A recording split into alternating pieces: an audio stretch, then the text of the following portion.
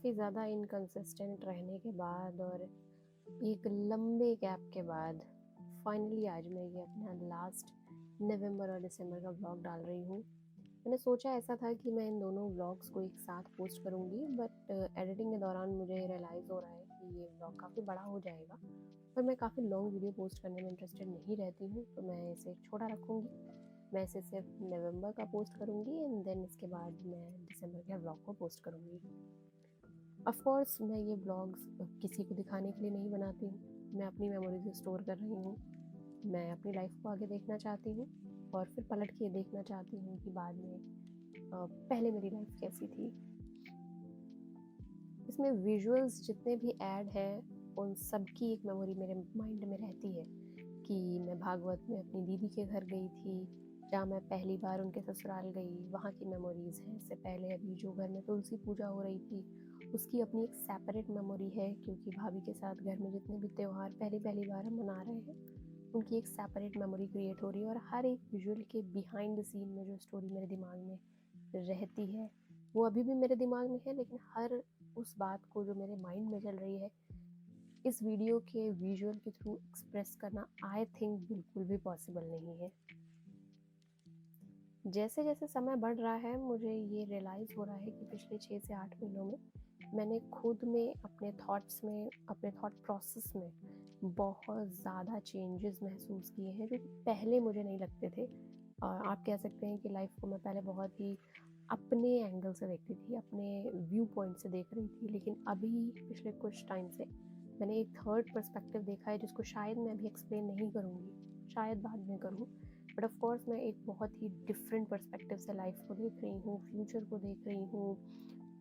बहुत ज़्यादा कहूँ तो एक पर्टिकुलर इंडियन गर्ल, एक लड़की के पर्सपेक्टिव से मैं देख रही हूँ, वो भी भारतीय समाज में। आज 4th ऑफ दिसंबर है और तब मैं ये वॉइस ओवर कर रही हूँ, तो मैं ये वीडियो के जो विजुअल्स हैं, यानी ये नवंबर के विजुअल्स हैं, तब से इनको स्टोर करके मैंने रखा है। मैं चाहती तो इन्हें डिलीट कर सकती थी, बट मुझे ये रहता है कि मुझे इन्हें पोस्ट करना ही है। भले मैं देर से पोस्ट कर पा रही हूँ, बट मैं पोस्ट करूँगी ज़रूर। और अब मैंने ऐसा सोचा है, मैं हर बार सोचती हूँ, बट पूरी कोशिश इस बार मेरी रहेगी कि मैं प्रॉपर कंसिस्टेंट रहूँ। और ये चीज़ मेरे अंदर कुछ समय से डेवलप हो गई जब मैं थोड़ा कंसिस्टेंसी पे ध्यान नहीं दे रही हूँ, वरना जब मैं अपने पहले सेल्फ को याद करती हूँ तो मुझे याद आता है कि मैं बहुत सी ज़्यादा कंसिस्टेंट लड़की थी। अगर मैंने अपने किसी दिन के टास्क को डिसाइड करके रखा है तो मैं उसे पूरा करती थी और जब तक वो पूरा नहीं होता था, चाहे रात का 2 बजे या 3, मुझे चैन नहीं पड़ता था। पिछले कुछ टाइम से मैंने खुद में ये चेंजेस भी महसूस किए हैं कि मैं थोड़ी-सी ज़्यादा लेज़ी हो गई हूँ और अपनी कंसिस्टेंसी पे ध्यान नहीं देती हूँ। बात यहाँ पर सिर्फ एक पर्टिकुलर वीडियो को पोस्ट करने की या व्लॉग को पोस्ट करने की नहीं है। ये मैं अपनी टोटल करंट लाइफ़ को देखते हुए बता रही हूँ। समय के साथ-साथ मुझे ऐसा भी लगने लगा है कि आप जितने ज़्यादा, कह सकती हूँ मैं, भोले रहते हैं, उतना ज़्यादा आपकी लाइफ आसान रहती है। आप जितना ज़्यादा इंटेलेक्चुअल होते चले जाते हैं, जितनी ज़्यादा समझदारी आपके अंदर बिल्डअप होती जाती है, वो हमेशा या तो आपको अकेला कर देती है या आपको आपके थॉट्स में इतना ज़्यादा उलझा देती है कि आप खुद से परेशान रहते हो या अपने दिमाग में होने वाली उलझनों से। कभी आप अपने 5 साल पीछे के जीवन को सोचते हो, कभी आने वाले जो नया जीवन शुरू होने वाला है उसके बारे में सोचते हो, या कभी-कभी आप 20 साल आगे की सोचने लगते हो। तो आजकल मैं ऐसा महसूस कर रही हूँ कि मैं अपने ही थॉट्स में बहुत ज़्यादा परेशान रहती हूँ। ज़रूरत से ज़्यादा समझदारी कई बार आपकी ज़िंदगी को बहुत बेरंग कर देती है और ऐसा मैं आजकल काफ़ी ज़्यादा महसूस कर रही हूँ। इससे पहले जो सितंबर और अक्टूबर का व्लॉग मैंने पोस्ट किया, उसमें मैंने कोई भी वॉइस ओवर नहीं किया, क्योंकि मैंने सोचा था मैं उसमें कोई वॉइस ओवर ऑफ कोर्स करूँगी ही। बट जब मैंने उस वीडियो को देखा और मुझे उसकी जो ओरिजिनल साउंड है, वो इतनी ज़्यादा अच्छी लगी कि मुझे लगा कि शायद इसमें कुछ भी डालने की ज़रूरत नहीं है।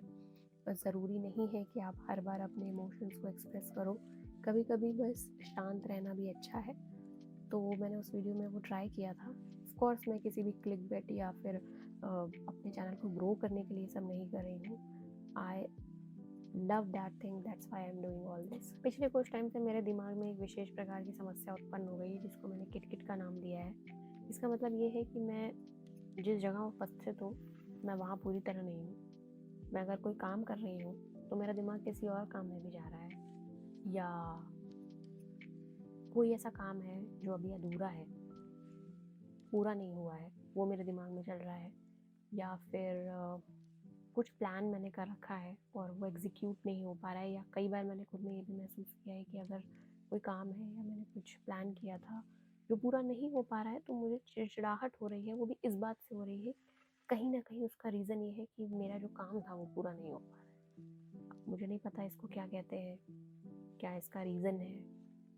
कोई मुझे कह सकता है कि तुम मेडिटेशन करो, उससे तुम्हें बहुत शांति मिलेगी, जबकि मैंने जब ऐसा ट्राई किया तो मेडिटेशन वगैरह करके मुझे और परेशानी होने लगी, क्योंकि जब मैं आंखें बंद करती हूँ तो मुझे और सारे थॉट्स यही आपस में उलझने लगते हैं और मैं और ज़्यादा परेशान हो जाती हूँ। इसको एग्जैक्टली क्या बोलते हैं, किसी को पता हो तो मुझे ज़रूर बताइएगा। दिसंबर का मंथ काफ़ी ज़्यादा हेक्टिक मैं कह सकती हूँ। मैंने कुछ नया ट्राई करने की कोशिश की, पर ज़रूरी नहीं है हर नई चीज़ आपको पसंद आए, और ये भी बिल्कुल सही नहीं है कि अगर एक बार का एक्सपीरियंस आपका ख़राब हो गया है तो आपके बाद के सारे एक्सपीरियंस ख़राब ही होंगे उस पर्टिकुलर चीज़ को लेकर के। मैंने लाइफ में जब पहली बार मोमोज़ खाए थे तो वो मुझे इतने गंदे लगे थे कि मुझे लगा था यार ये कैसी चीज़ है जिसको दुनिया खा रही है, कच्ची मैदा के अंदर सब्ज़ी भरी, वो भी फटी फटी, कितना बेकार है ये। लेकिन अब मुझे मोमोज़ बहुत अच्छे लगने लगे हैं। तो ज़रूरी नहीं कि पहला एक्सपीरियंस ख़राब है तो बाकी के सारे एक्सपीरियंस ख़राब हो गए। मैं इसे अपने नेक्स्ट वीडियो में ज़रूर शेयर करूँगी।